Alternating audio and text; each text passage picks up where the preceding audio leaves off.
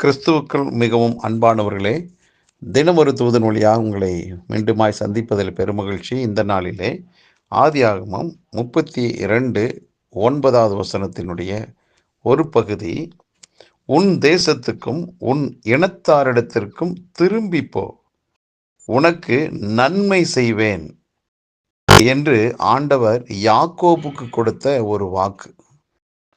யாக்கோபு தன்னுடைய சொந்த தேசத்திலிருந்து பிரிந்து அவனுடைய மாமா அவனுடைய இடத்திற்கு போகிறான். பல வருடங்கள் கழித்து திரும்பி தன்னுடைய தேசத்துக்கு வரும்படியான ஒரு சூழல். அப்பொழுது அவன் ஆதியிலே புறப்பட்ட போது அவனுடைய அண்ணன் ஏசாவை ஏமாற்றி தான் செல்லுகிறான். அவனுக்கு வர வேண்டிய ஏசா அனுபவிக்க வேண்டிய நன்மைகளை இவன் ஏமாற்றி பறித்து கொள்கிறான். ஆகவே ஏசாவுக்கும் யாக்கோபுக்கும் ஒரு பகை உண்டானது. ஏசா யாக்கோபை கொல்ல வேண்டும் என்றுதான ஒரு தீர்மானத்தோடு இருந்தான். ஆகவே தான் இவன் அந்த இடத்திற்கு போய் தலைமறைவான ஒரு வாழ்க்கை வாழ்ந்தது போல வாழ்ந்தான். ஆனால் மீண்டுமாக கர்த்தர் அவனுக்கு அவனுடைய தேசத்துக்கு திரும்பி வரும்படியான ஒரு அழைப்பை கொடுக்கிறார். இவன் புறப்பட்டு வருகிறான். அப்படி புறப்பட்டு வந்தாலும் அவனுடைய உள் மனதுக்குள்ள என்னுடைய அண்ணன் ஏசா என்னை கொன்று விடுவானோ, என் குடும்பத்தை அழித்து விடுவானோ என்றதான ஒரு சந்தேகம், ஒரு பயம் வருகிறது. அந்த காலகட்டங்களிலே தேவ சமூகத்திலே அவன் காத்திருந்து ஜெபிக்கிறான். கர்த்தர் கொடுத்த வாக்குதான் இது, நீ உன்னுடைய தேசத்துக்கும் உன் இனத்தாரிடத்துக்கு திரும்பி போ, நான் உனக்கு நன்மை செய்வேன் என்று. அருமையானவர்களே, இந்த இடத்துல தேவனுடைய திட்டம் அவன் மீண்டும் அந்த தேசத்துக்கு போக வேண்டும் என்று.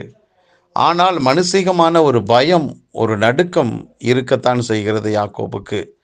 ஆகவே கர்த்தர் அவனை காப்பாற்றும் வண்ணமாக, அவனை தைரியப்படுத்தும் வண்ணமாக பேசுகிற ஒரு நல்ல வார்த்தை தான் இந்த வார்த்தை.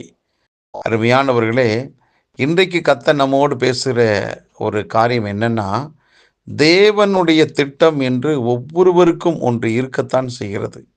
இல்லாமல் இல்லை. ஆண்டவர் ஒரு மனிதனை ரட்சிக்கிறார் என்றால் அவனை கடைசி வரைக்கும் ஒரே மாதிரி அல்ல, அவனுக்குன்னு கர்த்தர் பல திட்டங்களை இந்த பூமியில் வச்சிருக்கிறாரு. அதை நோக்கி அந்த நபர் திருப்பப்படணும் என்பது ஆண்டவருடைய விருப்பம். ஆகவே இவனும் தேவ திட்டத்துக்கு நேராகத்தான் யாக்கோபு திருப்பப்படுகிறான். ஆகவே இன்றைக்கும் அருமையானவர்களே, உங்களை குறித்து கர்த்தர் வைத்திருக்கிற அந்த மாபெரும் திட்டத்துக்கு நீங்கள் திரும்பித்தான் ஆக வேண்டும். இருக்கிற இடத்துலையே இருந்துட்டு தேவ திட்டத்தை அறியாமல் போவது நம்முடைய வாழ்க்கையில், ஆவிக்குரிய வாழ்க்கையில் நாம் செய்யக்கூடியது தவறு. ஆகவே நாம் நிச்சயமாக திரும்ப வேண்டும் தேவனுடைய திட்டத்துக்கு நேராக. அப்படி தேவனுடைய திட்டத்துக்கு நேராக போகும்போது பல பிரச்சனைகள், போராட்டங்கள் இருக்கலாம். அதை கண்டு பயப்பட வேண்டாம். அழைத்தவர் நிச்சயமாக நடத்துவார், நன்மை செய்வார். யோனா கூட தேவன் அவனுக்கு வச்சிருக்க ஒரு திட்டத்தை வெளிப்படுத்தினார். நினிவேவுக்கு போகணும். ஆனால் இவன் தர்சீசுக்கு போகிறான். ஏன்னா நினிவே மக்கள் ரொம்ப முரட்டாட்டம் உள்ள மக்கள். அந்த மக்களுக்கு நேராக போய் சுவிசேஷத்தை சொல்லணும் என்பது தேவ திட்டம். அது எப்படி அங்கே போக முடியும்? அங்கே போனால் என்னை கொன்றுவாங்களே அப்படின்னு ஒரு பயம் யோனாவுக்கு இருந்துச்சு. ஆனால் அதுதான் தேவ திட்டம். ஆனால் கர்த்தர் என்ன செஞ்சார்? பல விதத்தில் அவன் வேறு வழியாக போனாலும் நேராக அந்த திட்டத்துக்கு நேராக அவனை வழி நடத்தினார். அவனுக்கும் நல்லது, அந்த திட்டத்தால் அந்த மக்களுக்கும் நல்லது நடந்தது. இன்றைக்கும் அருமையானவர்களே, நீங்களும் நானும் இதை கேட்டுக்கொண்டிருக்கிற யாராக இருந்தாலும் தேவ திட்டத்துக்கு நேராக வழிநடத்தப்பட வேண்டிய நாம் வேறு பக்கமாக திசை திரும்பி இருந்தால், இன்றைக்கு கர்த்தர் சொல்றாரு, நீ திரும்பு, ஏன் திட்டத்துக்கு நேராக திரும்பி வா. அது ஒருவேளை உன் பார்வைக்கு கஷ்டமாக இருக்கலாம், பிரச்சனைகளுக்குரியதான இடமா என்று நீ நினைக்கலாம். ஆனால் நான் அந்த இடத்துக்கு வந்து உன்னை நான் நன்மை செய்வேன், உயர்த்துவேன் என்று கர்த்தர் வாக்கு பண்ணுகிறார். ஆகவே உங்களை குறித்து தேவ திட்டம் எதுவோ அதுக்கு நேராக திரும்புங்கள், நன்மைகளை அனுபவிங்க. நல்ல பிதாவே, இந்த நல்ல வேலைக்காக நன்றி. இயேசு கிறிஸ்துவின் நாமத்தினாலே எங்களை ஆண்டவரே எல்லாரையும் ஆண்டவரே உங்களுடைய கருத்தில் ஒப்பு கொடுத்து ஜெபிக்கிறேன்.